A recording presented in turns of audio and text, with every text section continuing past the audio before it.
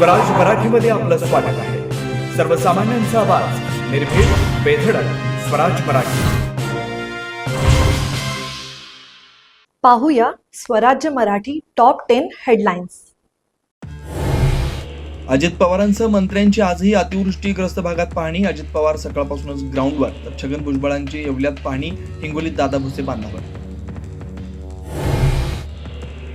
मदतीसाठी पंचांग पाहणार का? धाराशिव दौऱ्यावेळी उद्धव ठाकरेंचा सरकारला सवाल. लातूरमध्ये देशमुख बंधूंसोबत पाहणी दौरा.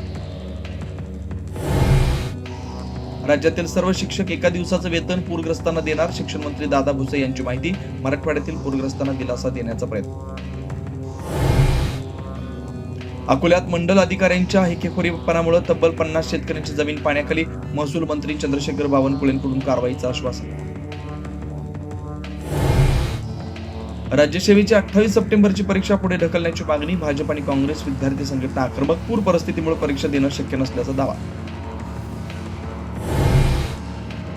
आर्थिक निकषावर आरक्षण मिळालं पाहिजे. आरक्षणाच्या मुद्द्यावर अजित पवारांची प्रतिक्रिया. काही लोक जातीचं मूळ बसवत असल्याचे वक्तव्य.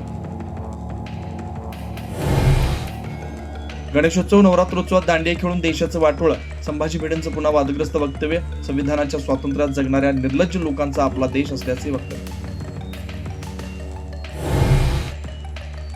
वेस्ट इंडिज विरोधात भारतीय कसोटी संघाची घोषणा करून नायरला डच्चू, जसप्रीत बुमराहला विश्रांती न देता पुन्हा संधी. पावसाने शेतकरी व व्यापारी दोघेही संकटात, मदतीचं आवाहन. सोनवडे ग्रामस्थांच्या आमदार सतीश देशमुख यांना निवेदन. 1 तारखेला होणार रास्तारोको. आता इथेच वेळ झाली थांबण्याची. भेटू पुढील अपडेट सोबत. चॅनलला लाईक करा, शेअर करा आणि सबस्क्राईब करा.